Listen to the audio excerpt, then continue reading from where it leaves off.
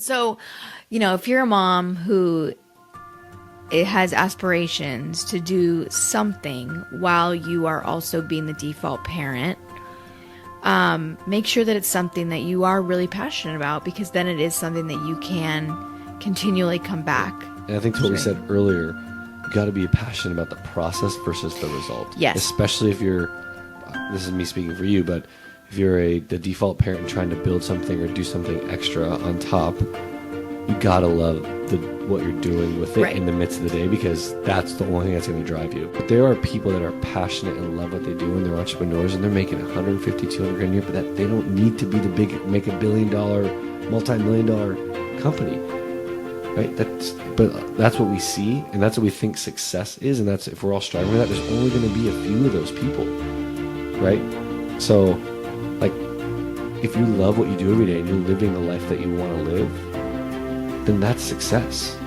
Find that as success. And our foundation is predicated on two individuals who are feeling fulfilled, supported, cared, and valued, right? Right. So I want you to feel fulfilled in using your gifts and sharing with the world, because that's the partner I want to be with at the end of the day. And before, it wasn't like that. And it would challenge our relationship. Back to Over Dinner. I'm your host, Dr. Nikki. And I'm your other host, not Dr. Jarrod. What started out as conversations over dinner about relationships, marriage, and personal growth have now turned into our podcast Over Dinner. Yep. And tonight, tell them what we had. Yeah. Tonight we had buffalo chicken sweet potatoes. Yes. We always put the recipe in the show notes. And in the blog. Hashtag blog. Pretty simple. You just cook sweet potatoes in the oven. Either boil grilled chicken.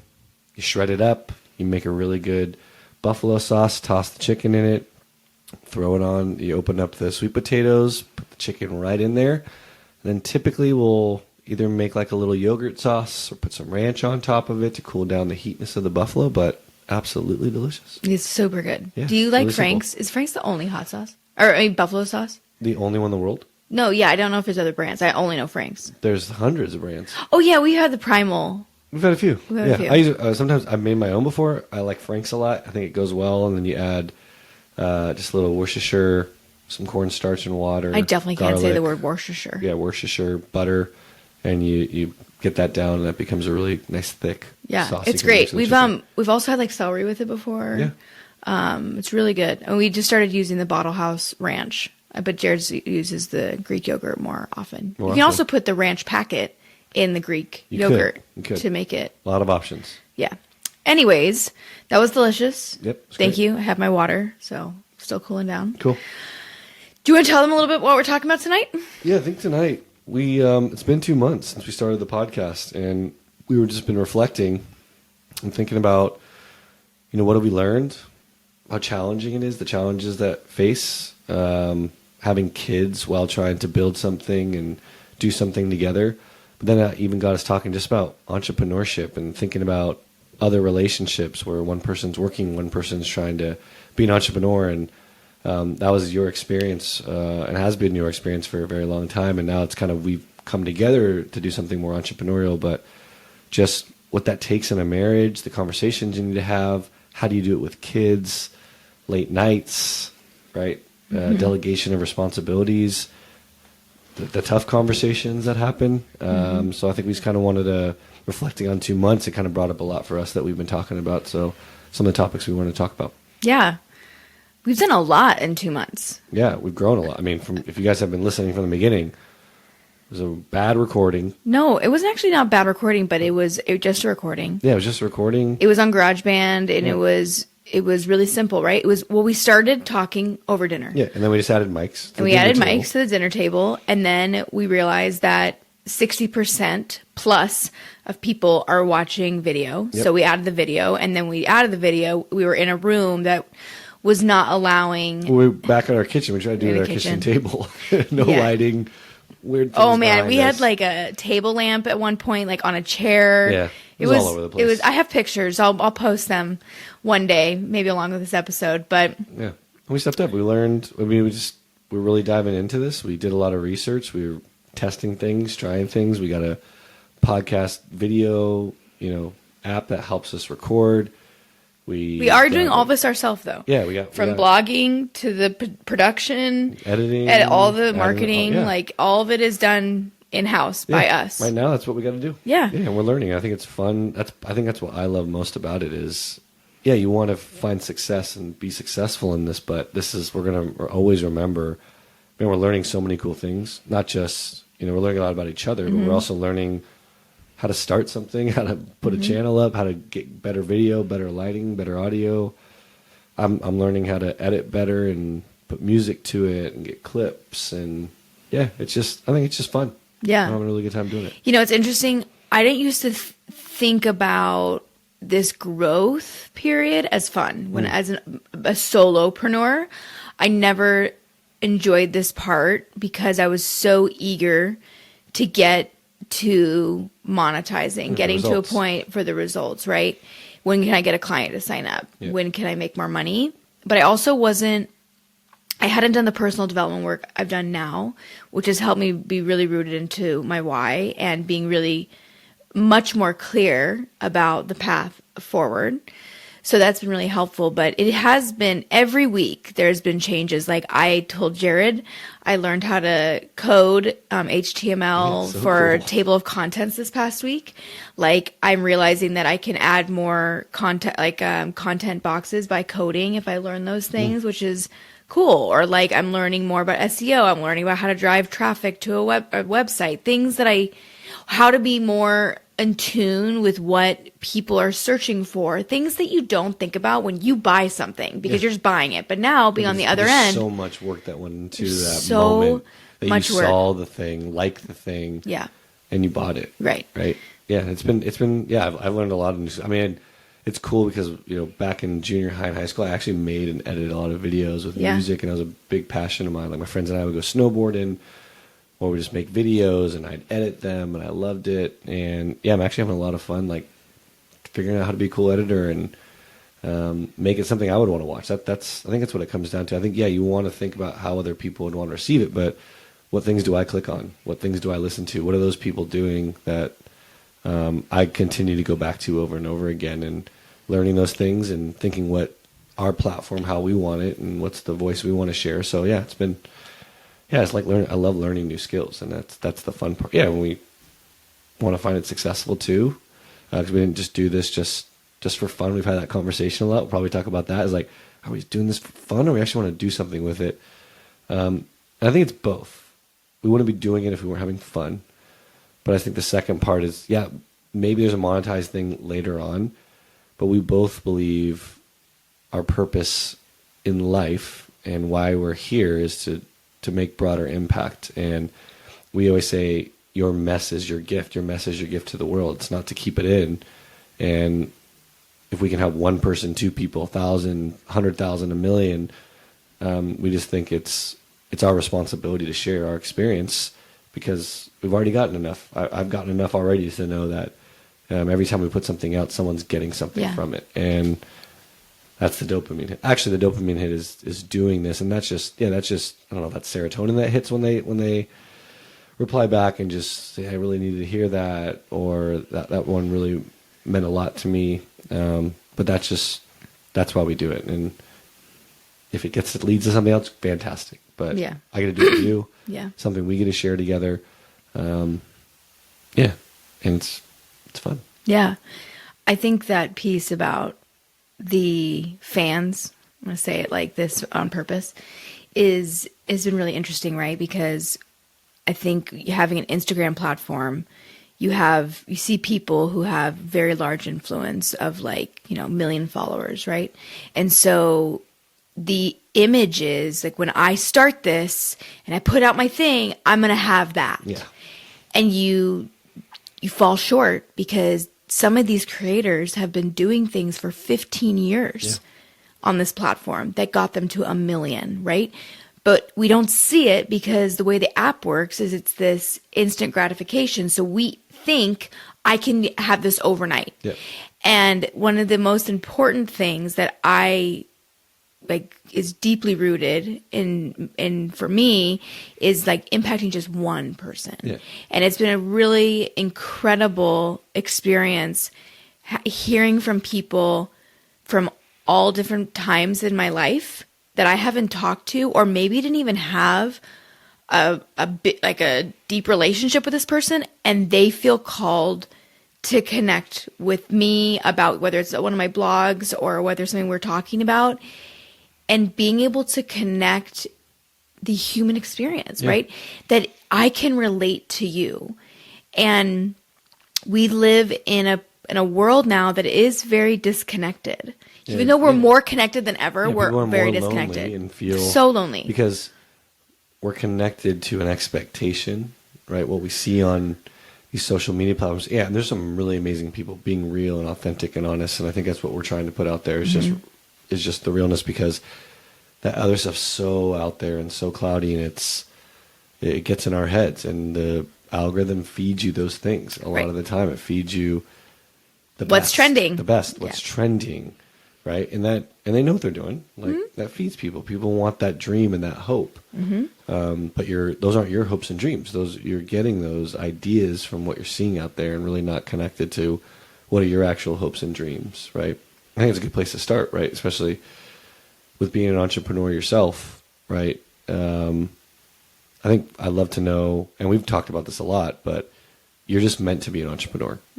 It's very clear. I said that for a long time, even as you were navigating corporate jobs. But what gave you that sense? Like, how did you know? Because that's a big decision and a scary decision to like say, yeah, like I'm an entrepreneur. Like I can't work for others. So what was that?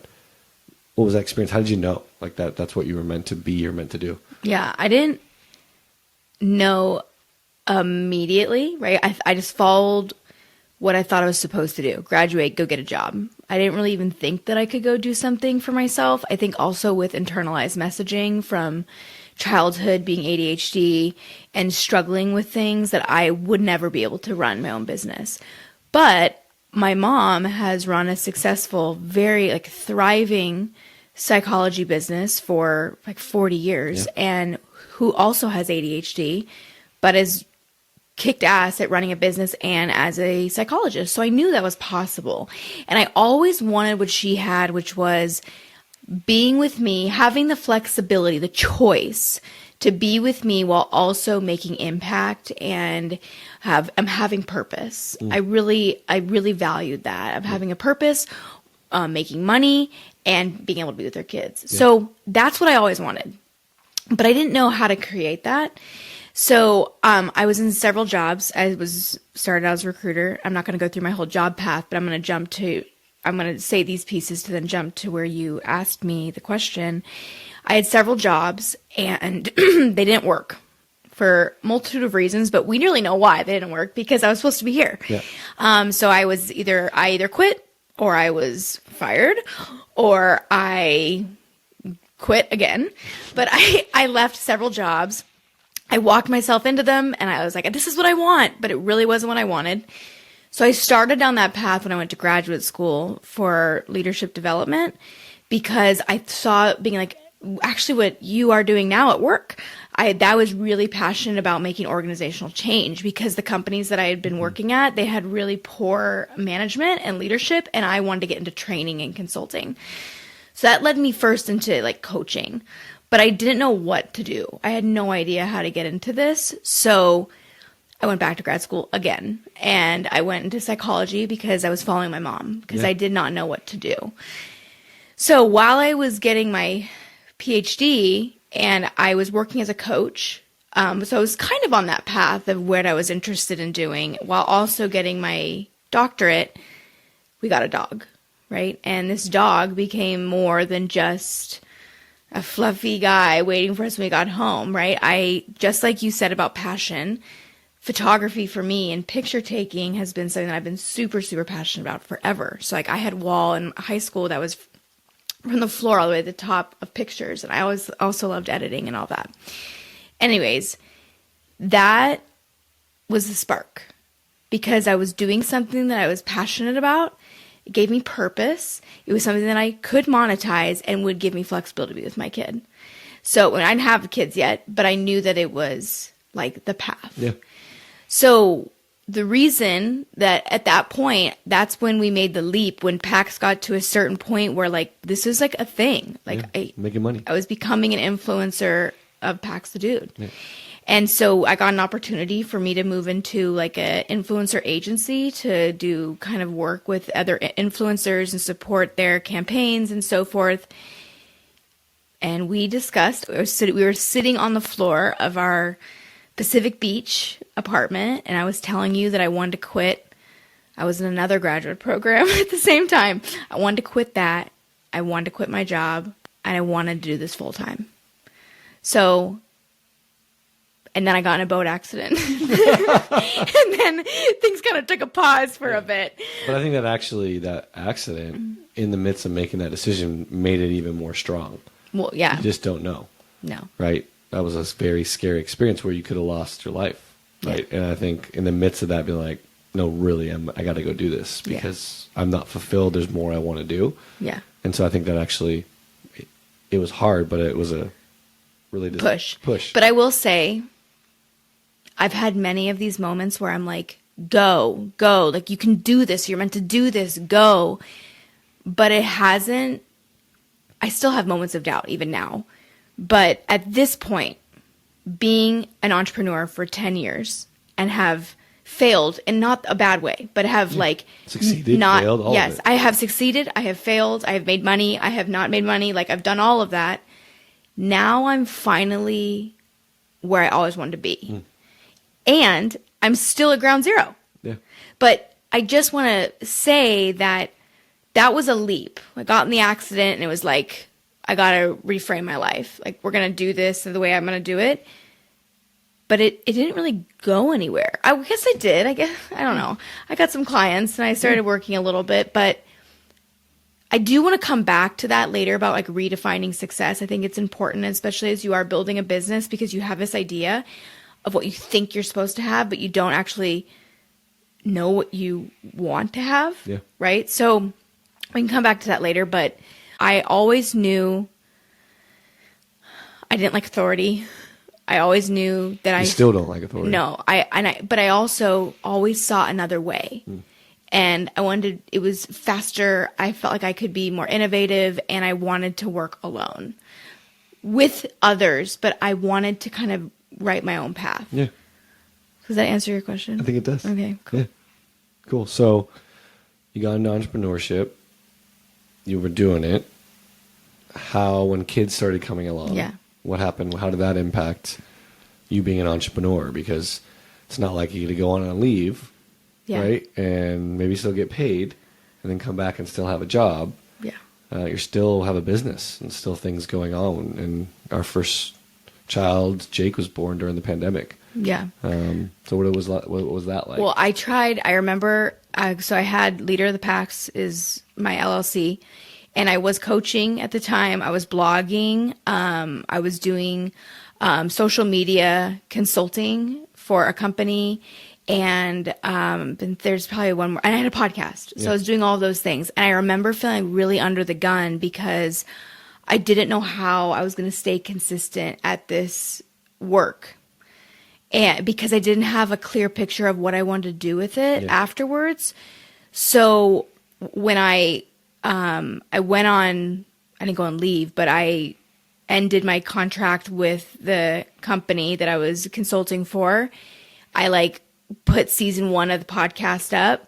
I like put things away, and I didn't really have a return, which by 4 months postpartum really showed up for me. Yeah. And that's when I created Becoming Mama and Beyond, because I was craving purpose beyond motherhood at that point. So, but that's also something interesting is like everything I've done has built on each other, but I also hadn't like stuck with something for a considered amount of time. Everything had a pivot within the same thing. Like you've always done your entrepreneurial career, from my perspective, is like what season you're in, that becomes, you got your dog and that was a time. Yeah. So that became your entrepreneurial. Then you had a kid and motherhood and postpartum and all that was really challenging. So you wanted to create a community which was serving a need for yourself, but also serving a need,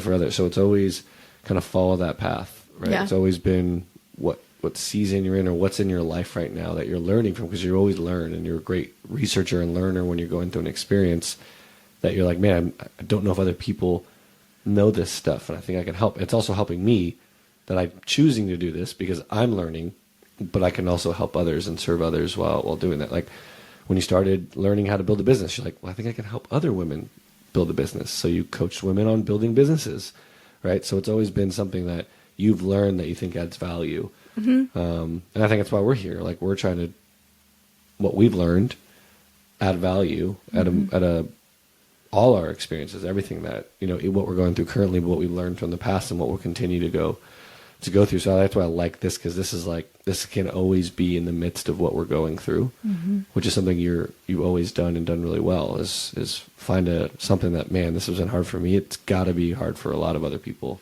I think it's also like, I'm not uncomfortable. It's funny because like I am. If the last episode we talked about self-consciousness, this is going to be kind of contradictory, but I'm not uncomfortable to be uncomfortable. So I'm not uncomfortable to say something about my raw. Yeah, you're. But at the same time, I also am a perfectionist. It's interesting. But vulnerability, when it's in the context of serving others, you're an open book. Yeah. Right. If because that's what it's about. Like sharing vulnerability, true vulnerability is not so people feel bad for you or a sob story for what you're telling them. It's that, hey, this is a place where you can be vulnerable too, and this is something you can also talk about. It's a safe space to talk about. So I think for you, the intent behind your vulnerability is that so others can feel they can be vulnerable just as much. Yeah. So I think that's why it's not uncomfortable for you, because it's clear to you what you said earlier.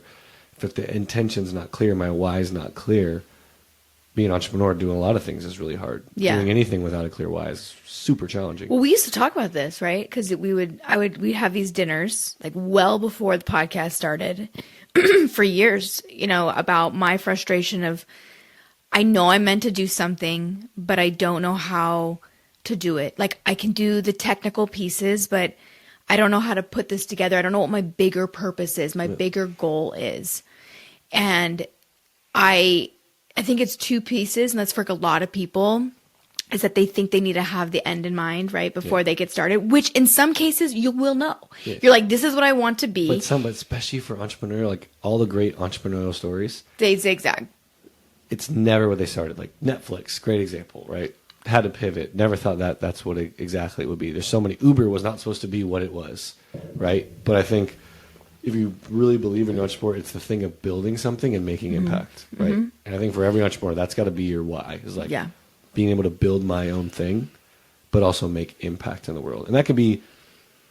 But if you think of the companies, there's some impact they're making. They're convenience in people's lives, saving people's lives, adding value to people's lives. But I'm gonna say like, so you've always been so good at this, like. When you were working in staffing, you didn't love, we still are in staffing, but you didn't love staffing, but you always had the same vision, mission about it. You're like, wherever I can make impact, it's not about the vehicle, or this is just a vehicle to get me there, right? Yeah. Well, it's also a vehicle to like, I knew my impact was people. Right. And so I led people.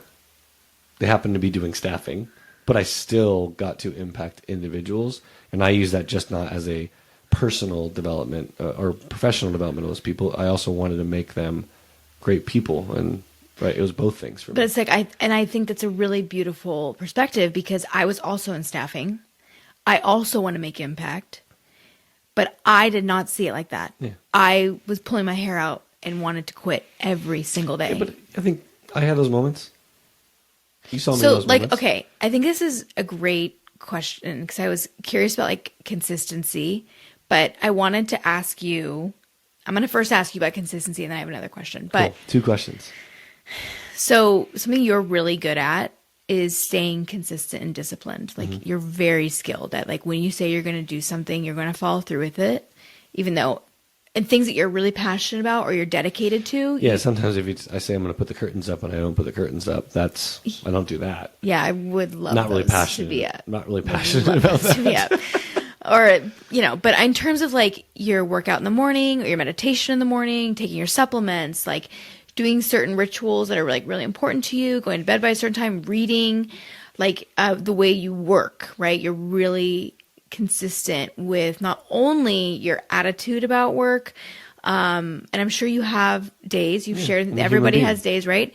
But you're really consistent about work and you stay disciplined on everything you do. Like sometimes honestly, I'm like bowing down. I don't know how you do what you do, but how important is consistency? The most important thing. So talk to us about from your 2 months within entrepreneurship and adding this venture into your life, what consistency means to you now at this point. Yeah, I think it's the same thing because I've proven to myself by being consistent, I can get results, right? I want results in my health, in my fitness, in being a dad, in my job. I know the one thing that I can control and rely on is the choices I make and choose to make each and every day.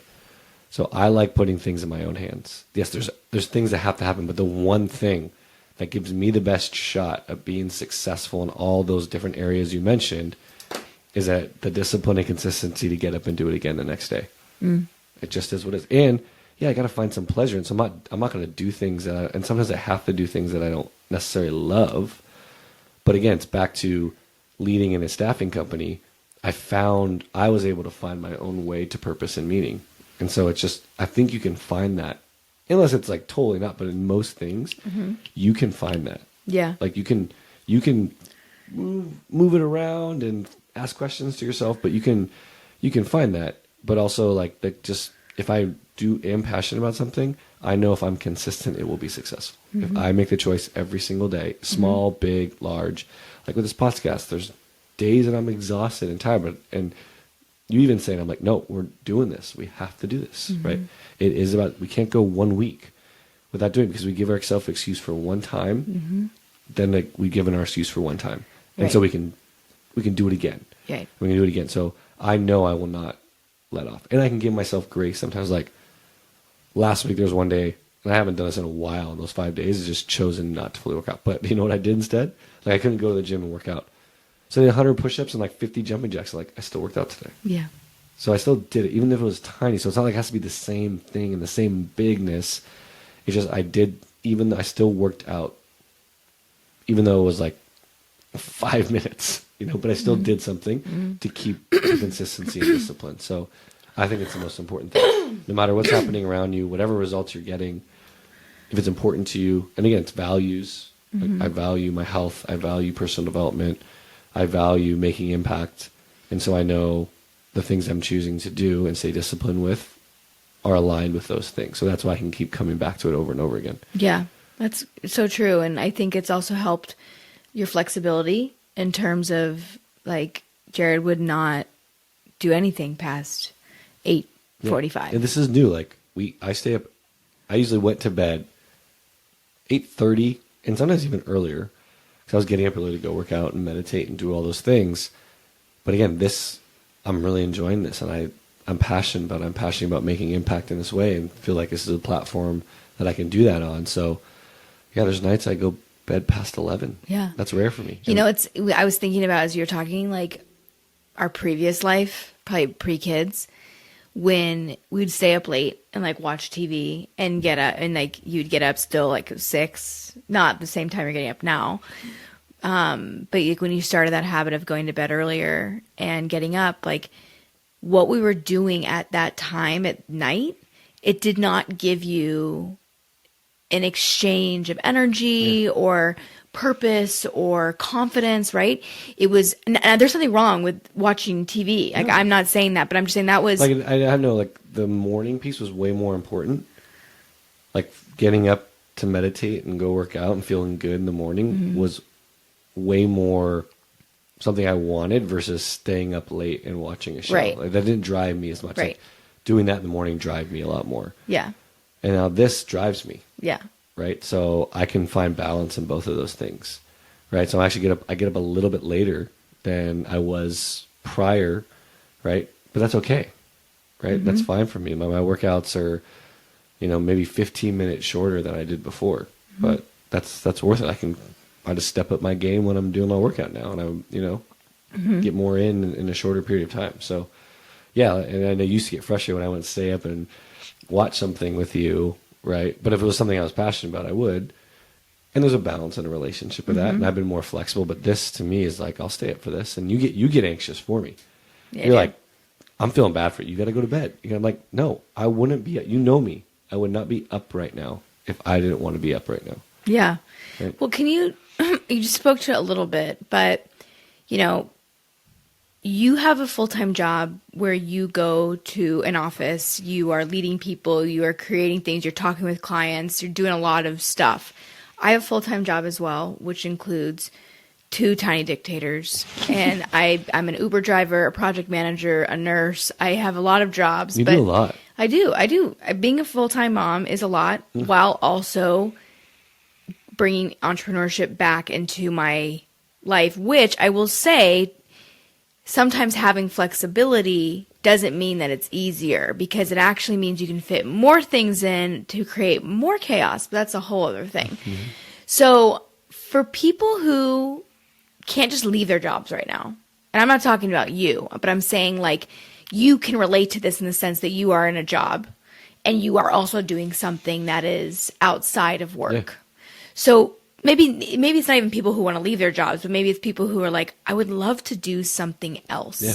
But they're like, I don't know when to have time. Like my kids don't go to bed till 9 p.m. and bedtime's exhausting. And like, it's the only time I get to watch Sports Center. It's the only time I get to like just chill out or like talk to my spouse. Like it's the only time for me. And I've had a long day at the office. I'm burnt out.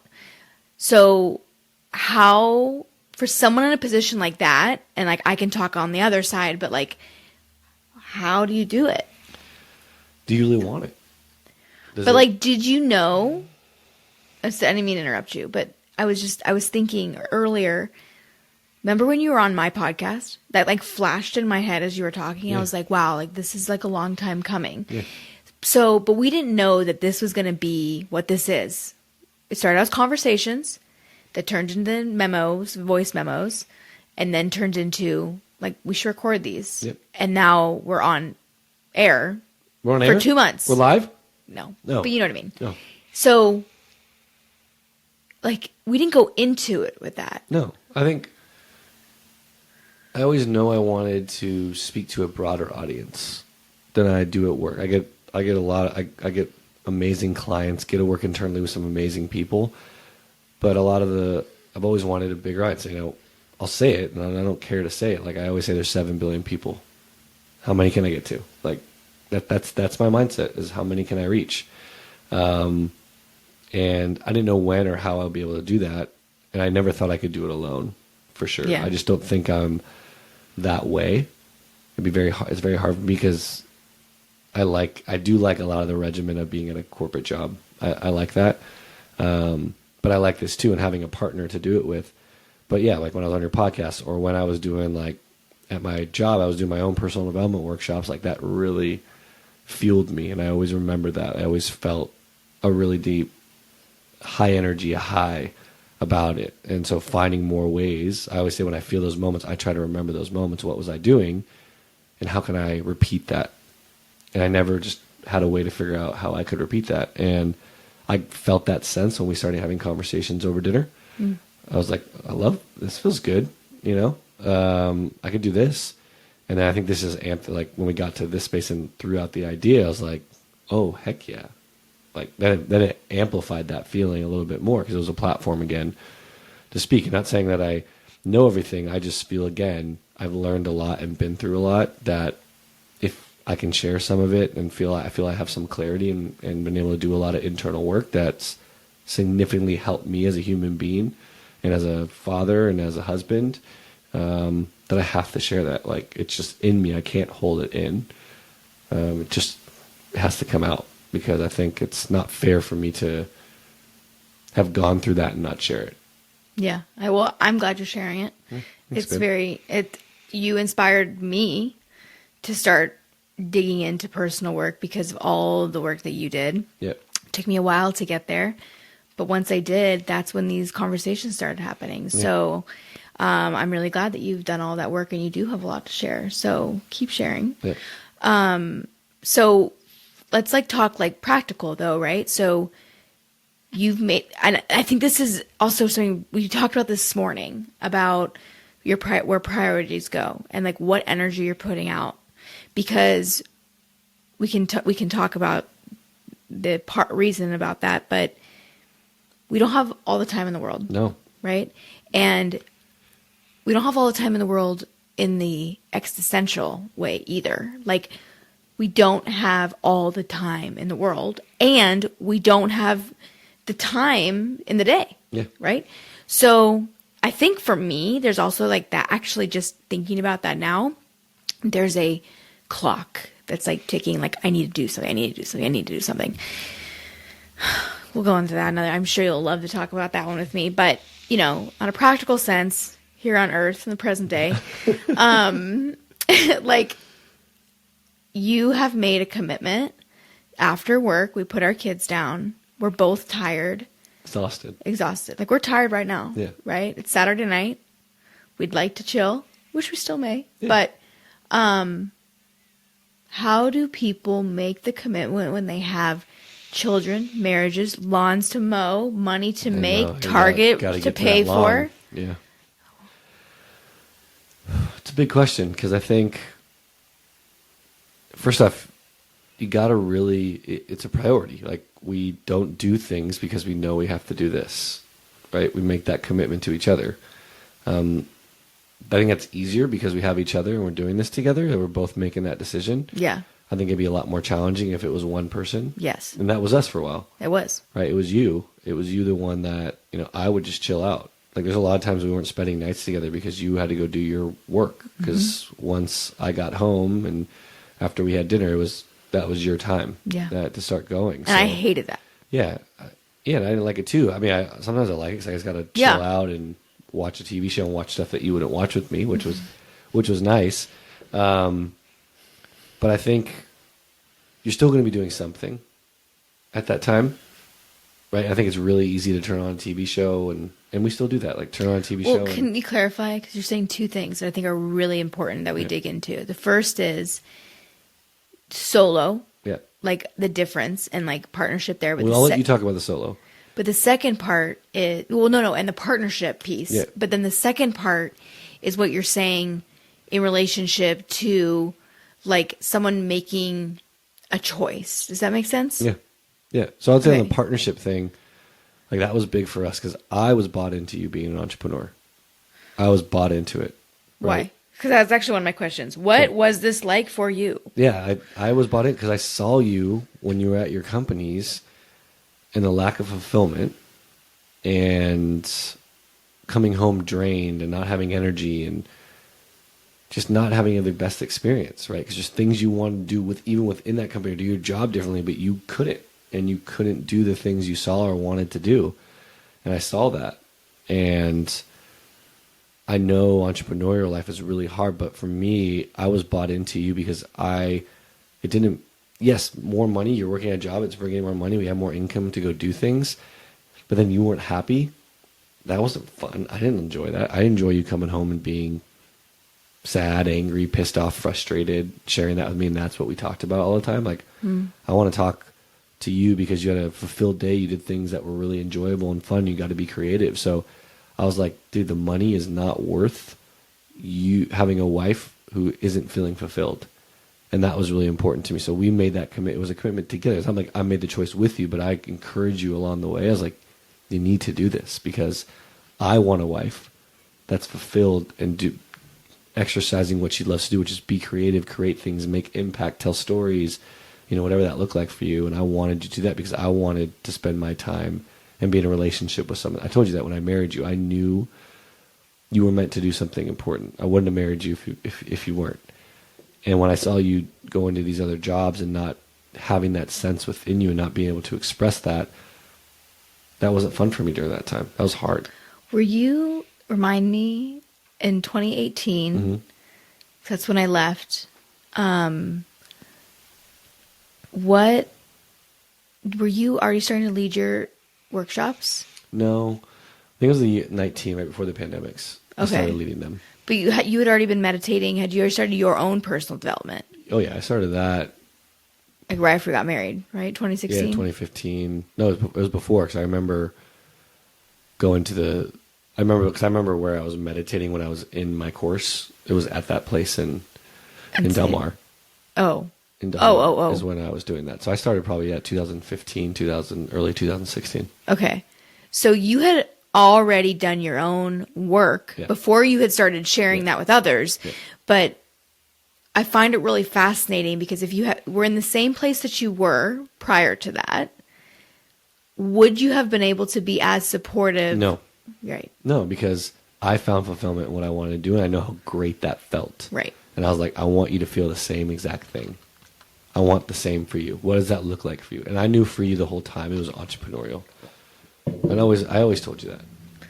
Yeah. I've always told you that. So, like, that's important in a relationship, because if one person wants to be an entrepreneur, there has to be support. It will not work because there's sacrifices I have to do. Yeah. That I'm committed to.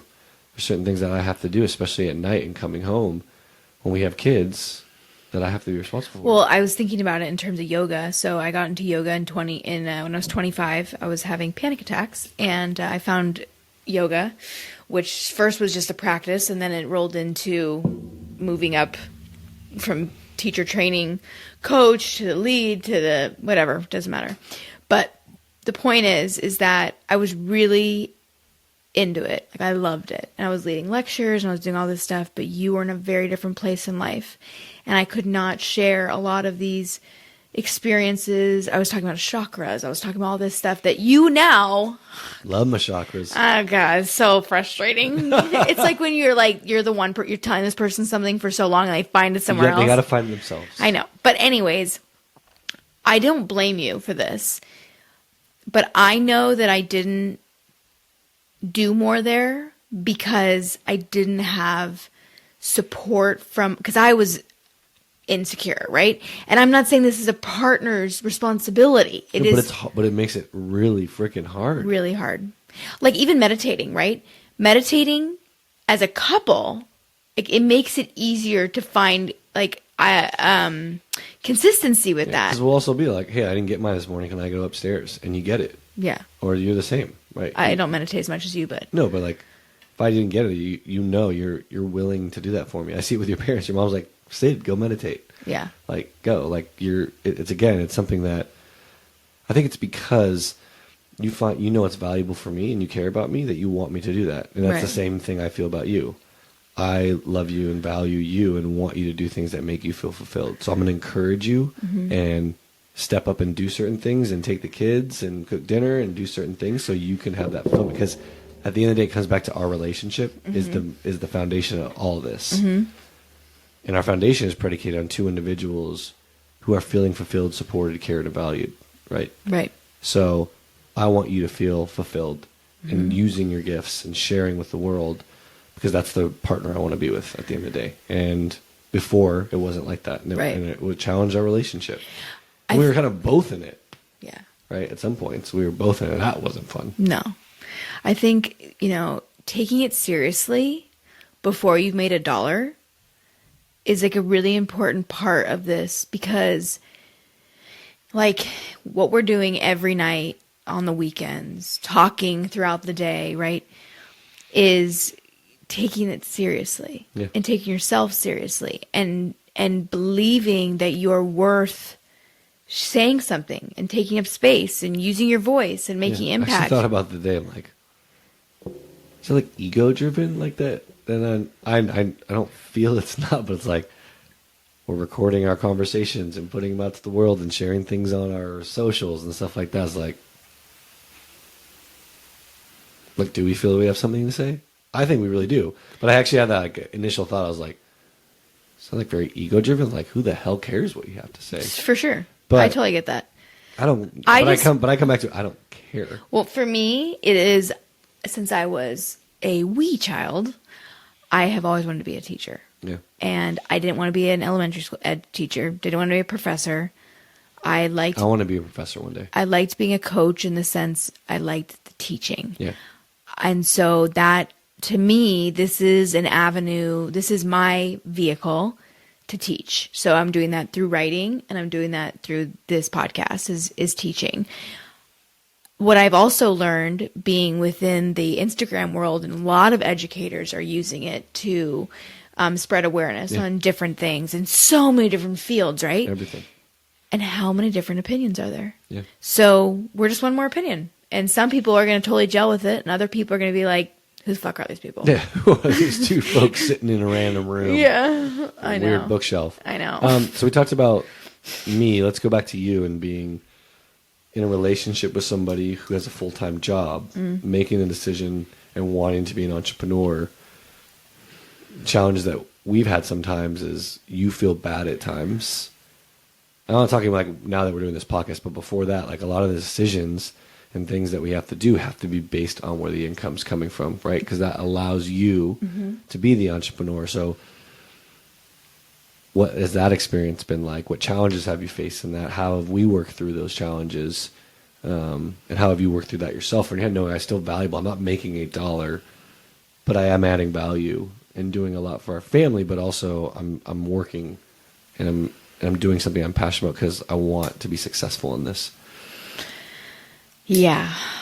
It's a work in progress. Yeah. I'm way better than I was. I also think it's because we're doing this as a partnership, and you see, because of your own like work, but also your own interest in this, I'm able to talk to you about like stuff I was never able to talk about, like Pinterest marketing or hashtags, or like what should a reel say to like drive people in. Like I wasn't able to talk about things for a while. So what about before, when it wasn't us two? Like what's the challenges you face as a entrepreneur in a relationship with kids and having a husband that's working full time? Like what's that experience like, and how do you navigate super that? frustrating. Yeah, how do you navigate that? It's really frustrating. I saw this beautiful Instagram carousel. It was speaking to ADHD women, but it was talking about how on the weekend you have like all these brilliant ideas. You can see it all in your head. You're like ready to go implement, and then Monday rolls around and it just like all leaves your brain and you don't know what to do. What it has felt like over the past 4-5 years. Well, Jake's 4. He's going on 5, but I was pregnant. Start, stop, start, stop, start, stop, start, stop. And that is, and being ADHD, as well as like staying consistent and believing in myself when I was not, maybe in the times where maybe I was pivoting and I wasn't making money, or when you're a business owner and the only way you bring in income is if you work. Like if you're doing business development all the time, it's the only time that you are making money. And so I have felt very frustrated in the sense that I can't do ultimately what I want to be doing, because it's frustrating at times that I see it now very clearly. I'm going to come back to your question, but I see it clearly now and I'm not able to go because we don't have full-time childcare. So I think multiple things that are really frustrating for me particularly, and have been, has been the start, stop, start, stop, start, stop. And that can be as small as, I'm doing air quotes, small as getting a call from therapy center saying like, Jake's sick, he needs to be picked up. And I'm like, I had planned a day for myself to get things done. Or looking around the house and seeing like clothes that still need to be folded. And my list is not just, I'm going to go into my office and I'm going to go crush some shit, and then I'll leave and then I'll go pick up my kid. It's like I'm inundated with messages from teachers. I'm getting like all Sydney's stuff now of like her in her little classroom, and my mind is in multiple places. Well, you're the default parent. I'm the default parent. So I have to leave to pick up at a certain time.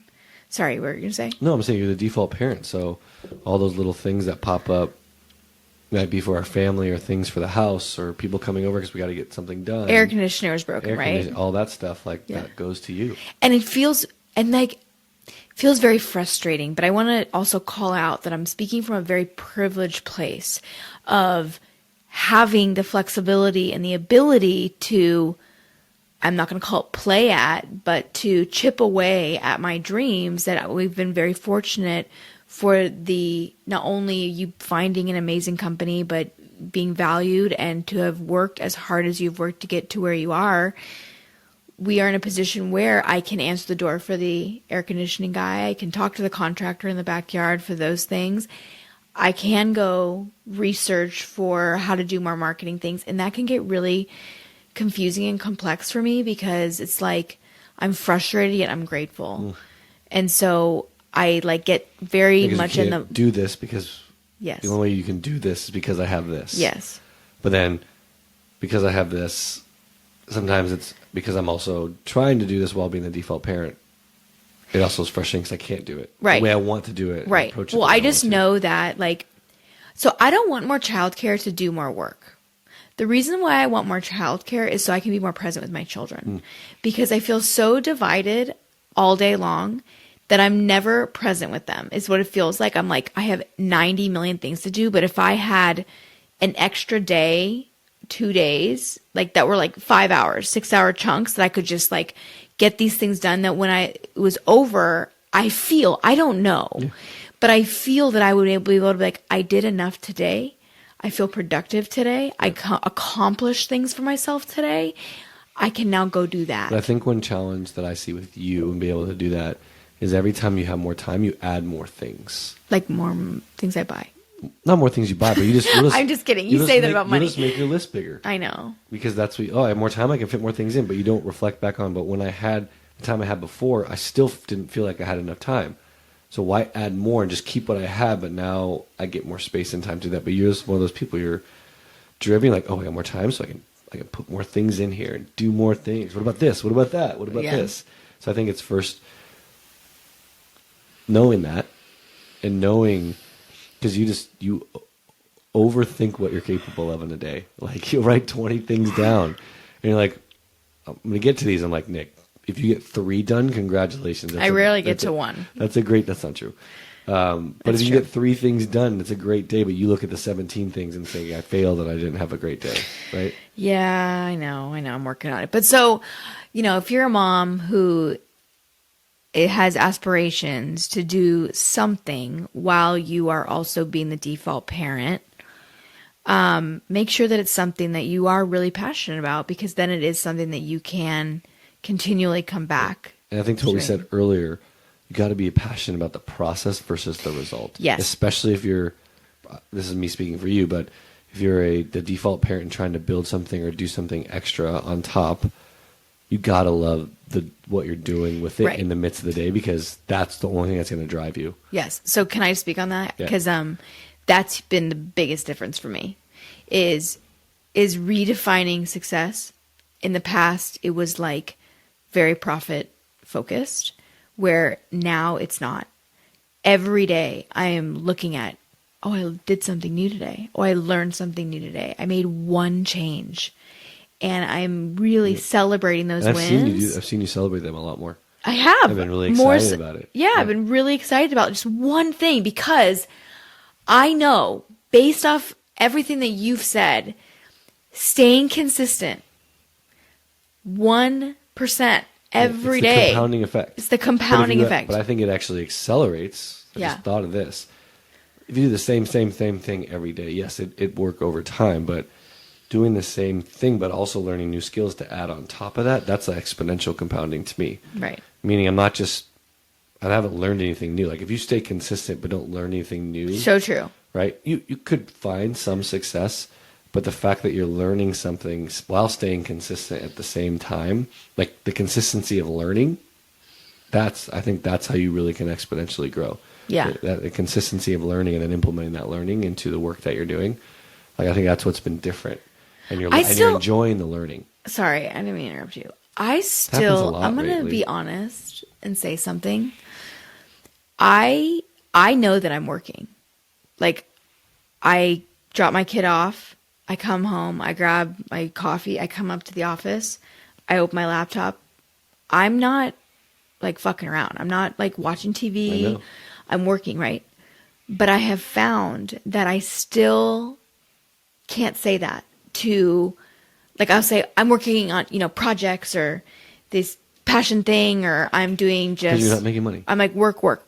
Right. And that's It's that's a belief like you have. even to my parents, right? I will even say things like, I feel uncomfortable to say that I'm working. But that's what society's taught. Work equals money. Right. But I'm working on it. Working. Yeah. So like redefining success, celebrating all those wins has been big, but also like taking myself seriously. Like the only way to get to the place I want to go is to do this grind now. Yeah.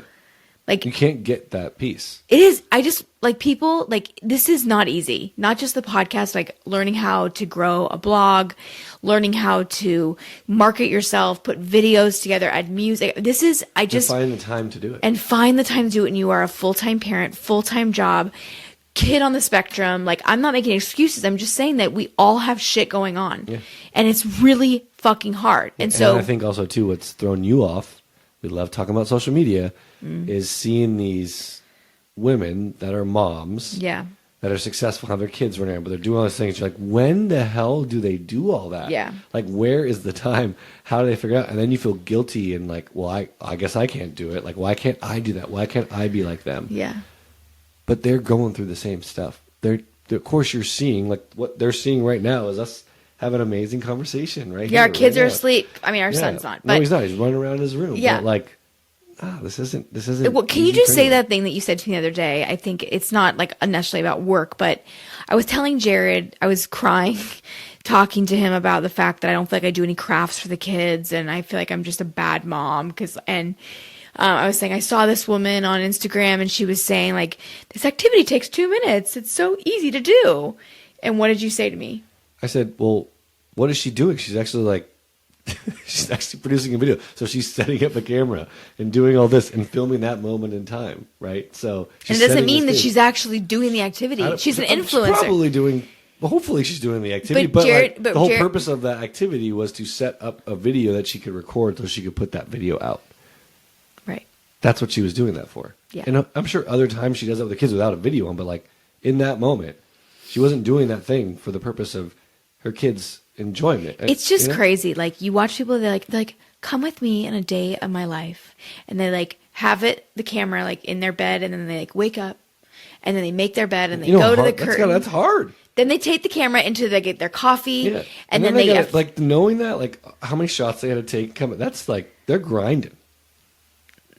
But it also, because the way that the videography goes and they put it together, Yeah, it's it looks like it's easy. yeah, It looks like it's not. No. And we know that. I know know. that now. Like I probably took for granted. Like I imagine staying up this late and take over an hour and a half to edit the video, but now we got YouTube and it's perfectionist. Yeah, and we got Apple, and so I got to do 2 different edits and put them on 2 platforms and get them right, and then upload them, cut them, get all the details written out in them.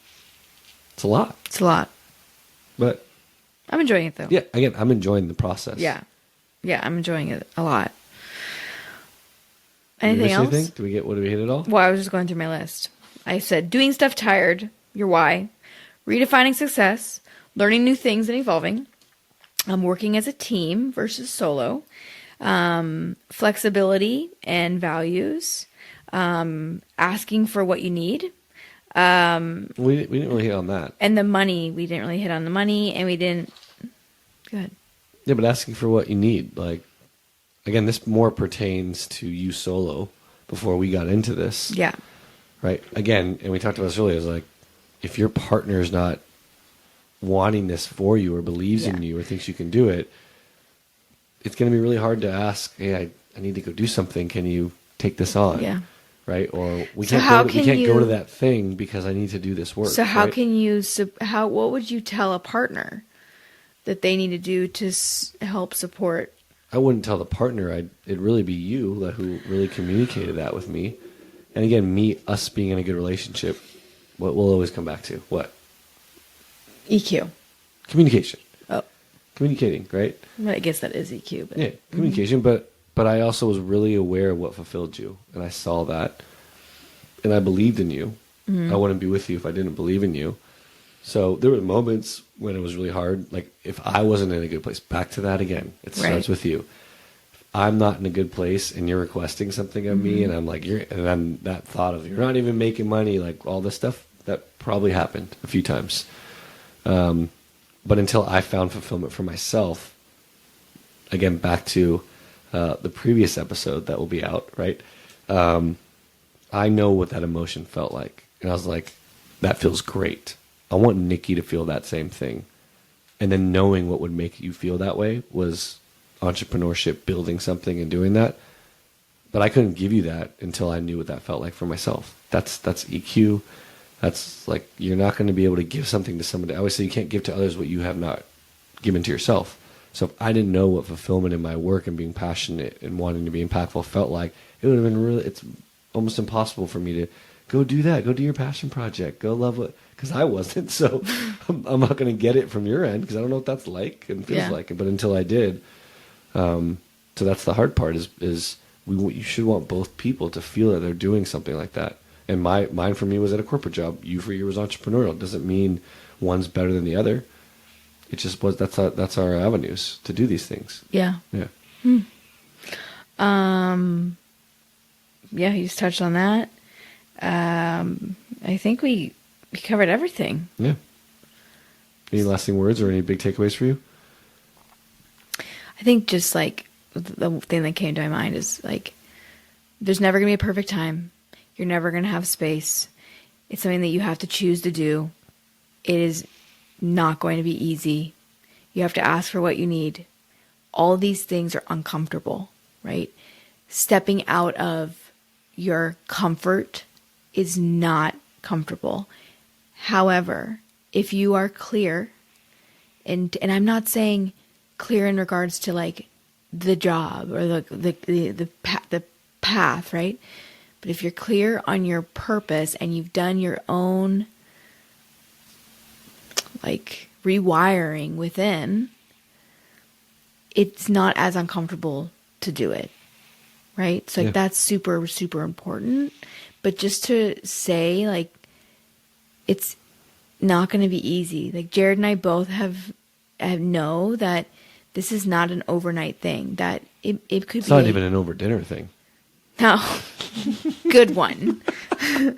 I feel like it could be a year, could be longer than that. It could be 5 years. Yeah, we don't know, right? We don't know. But to just continue doing what you're passionate about without comparing to that's big. People who are ahead of you. Gosh, there's a great quote. It's don't compare your chapter 1 to somebody else's chapter 20. Yeah.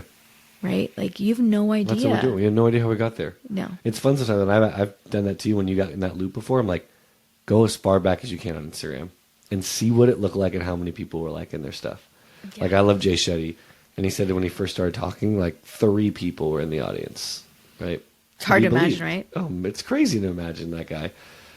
But it's to what you said, and said that my takeaways are the consistency and discipline and loving the process versus the end result, especially in entrepreneurship and trying to build something.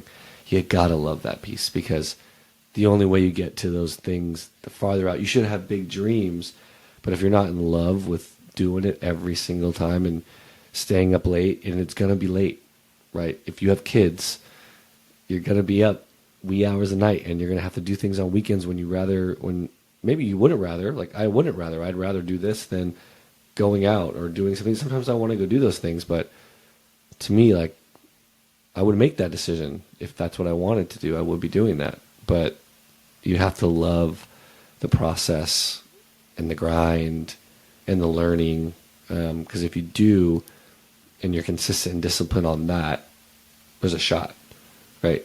And I just don't. And I think here's the other thing that we talked about a lot.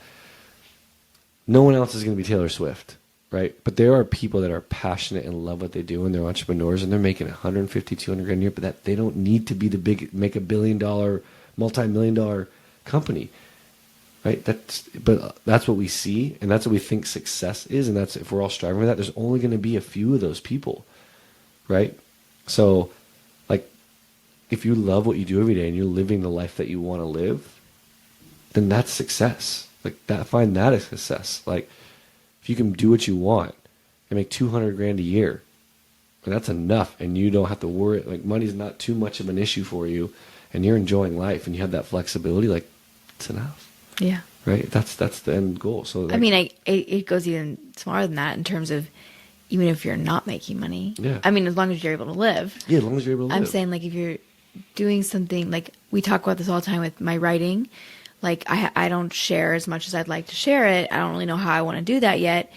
But I want to do what I'm doing every day that is completely behind the scenes. But it's still super fulfilling. Well, that's the thing I always ask you is, like, why should I write?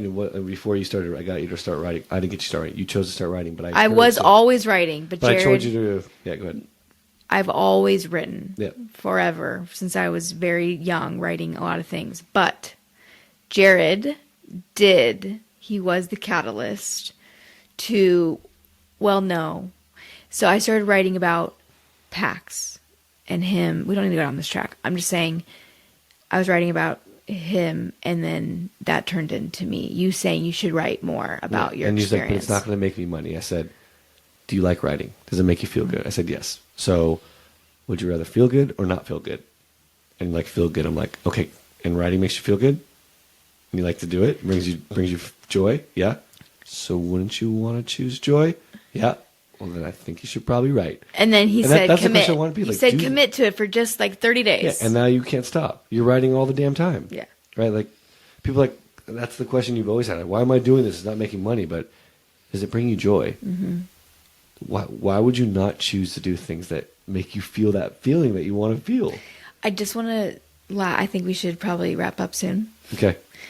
But the last thing on that point is, you mentioned something really important earlier, is that you started to take note of things that you were really inspired by or felt energized by or liked a lot. I try to pay attention to that a lot. So that's another thing. If you don't know what the thing is you want to do, or maybe it's even within your job that you're like, I don't want this. This is a vehicle. What in this is something that I'm really passionate about? Because we all have those moments in our day, but too often we only reflect on, this was a bad day. These things are hard. Like, there's some sparks in there. Yeah. What were those things? And those sparks are really important for the bigger purpose. Yes. And then if you can capture those and go, what was I doing? Mm-hmm. Who was I with? Mm-hmm. Right? Okay, how do I do more? How do I add? Not go to 100% of that, but in the beginning, it's like, man, I only do that like 10% of my day. How can I get to 15, 20% doing that? And how can I find ways to increase the amount of time I spend doing that? Yeah. That's probably how a lot of entrepreneurs start. Find something they're passionate about. Yep. Find that fills them up. They're like, man, I'm going to, I know, a few people I've heard who started podcasts, they were at companies while starting it, but they found a lot of fulfillment and they just kept going. Slowly, I'm going to add more time. It feels good. Mm-hmm. I want to keep doing things that make me feel good. Yeah. So choose the things that make you feel good. And those things that make you feel good are telling you what you're passionate about, telling you, because if you do something with pure joy, it's going to make impact. Yes. It'll be authentic. It'll be real. You'll take the time to research and become an expert at it. So find those sparks. Like if I can just encourage one thing, reflect. We all have moments in our life. Write those down. Don't write yes, good to think about the challenges you're facing, but we spend zero time reflecting on, I ask myself every night, what were 3 great things that I did today? That's very important for me to align to those things. Cool. And remember those things. Okay, like, how do I get more of those things? What do I need to do? What do I need to say no to? What do I need to ask for in order to replicate that more and more times? Cool. Sweet, man. Well, I want to go chill now. Yeah. We worked. What time it is. We worked. No, we can go chill a little bit. We'll chill a little bit. We got to watch that rest of that Pop-Tart movie. Or the Tom Brady roast. You didn't like it that much. The roast? No, that was funny. Oh, so then why do you just depends who's going up there. Oh, yeah. Yeah. All right. Well, we can just go watch something for a little bit. It was like Pop-Tart movie. Yeah. Cool. Well, thank you guys for listening in again. Please subscribe. As we said, our really big goal is to make impact, and the only way we can really do that is spreading the word. So please subscribe, send to somebody. Please leave us a comment, share your thoughts. It means the world to us. Yeah, if you are an entrepreneur or you're looking about this stuff, we'd love to hear. What? What do we miss? Yeah, what do we miss? What do you want to talk about? Yeah. What do you want to eat? What do you want to eat? I'll make it. Yeah. Send me some things, some great recipes you have. I want to make it. Yeah. All right. Good night. Good night, guys.